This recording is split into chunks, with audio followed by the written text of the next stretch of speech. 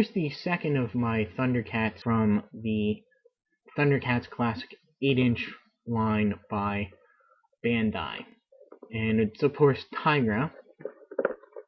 And you see here the back of the box and pictures of Tygra, his weapons and accessories, and you get a little bit of what else is in the line and in the modern or the current cartoon style 6-inch figures, which I have not been able to find as of yet.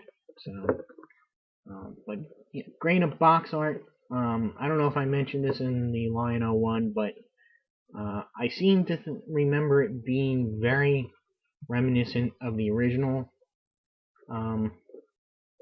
Thundercats packaging. I'm not quite sure. I can't remember. It's been a long time. On to the figure. And here's Tygra. Now, it's the funny thing about this 8-inch line.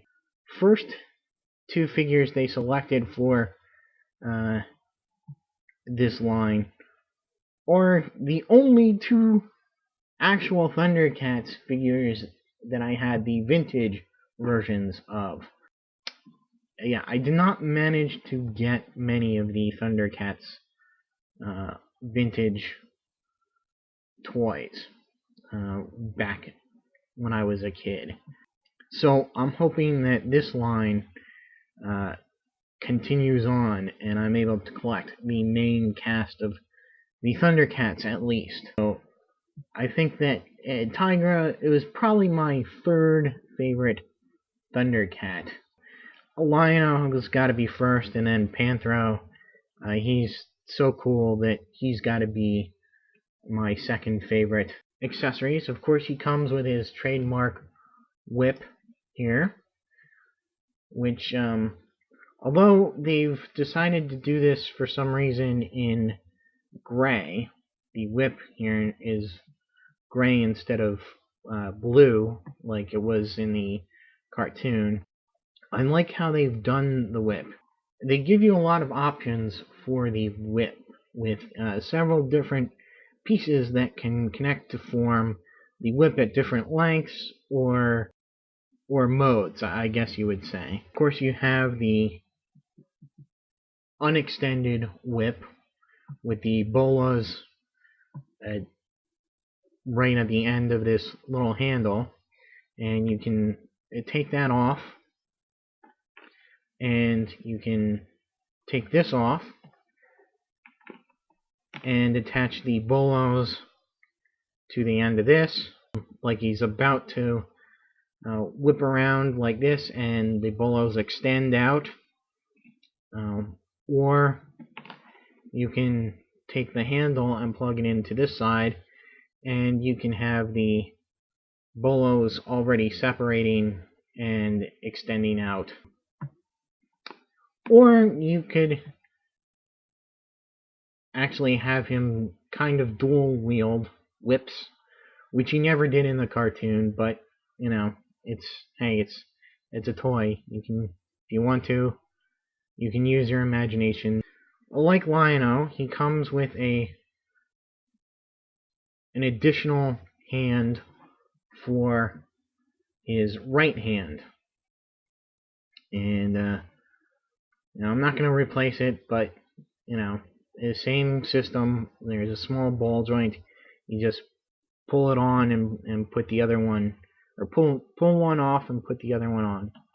The one thing I have in contention with the accessories is the lack of maybe a little clip or something here, or at least a little loop that you could stick his whip on, either on his back here or on his side. I would have added that to the figure. Now for sculpt, it's a great head sculpt. Even better and more detailed than Lion-O's, I think. You can see all the individual strands of hair on his head, and it's carried on to the back here. Very, very nicely sculpted. Now, he is a little bit less articulated than Lion-O. He lacks the upper torso joint here, but that's about it. He's got all the other standard points. His head does look up and down a little bit, slightly less than Lion-O because of the way the back of the head is sculpted. He does look left and right. He's got the same neck joint there.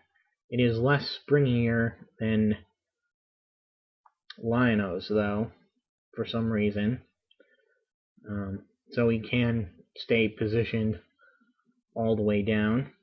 His arms go all the way around, out to the side, rotate at the bicep, single joint at the elbow. Got the same wrist articulation there that you can manipulate to go either forward and back like that, or you in and out like so, as well as rotate. On this arm, he is a little bit limited with this shoulder piece here, but it is a little bit flexible, so you still can get quite a bunch of poses from it. I like that they actually kept it there to be more on model. Waist articulation, forward and back, left and right a little bit. It is hindered by the way the hips are sculpted, and he doesn't have the side-to-side posability that Lion-O does. Now his hips are the same, forward and back, out to the side, rotate at the thigh, again with that piece of extra piece of muscle there. Very nice. Double knee joint, rotates at the boot there, and they have the ankle articulation forward and back, as well as the pivot. You can also get in some pretty cool wide stances.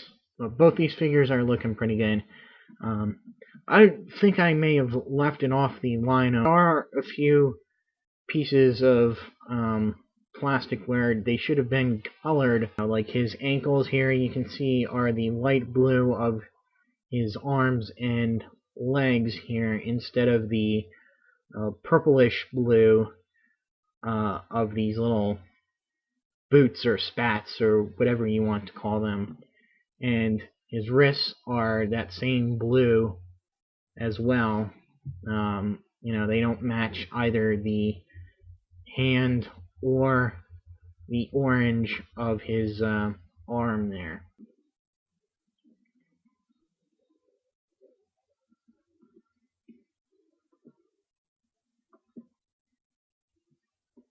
So there you go. There's Tygra. In the classic series, I recall he was like their architect slash mystic. He had these kind of mental powers. He could use his whip to make him disappear somehow. So he had like that stealth aspect to his character as well. I just can't wait for them to go forward with this line.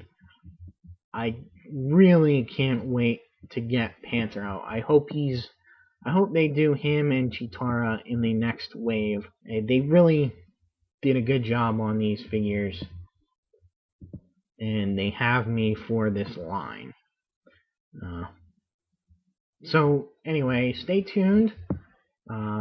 Hopefully we'll see some new Thundercats out soon.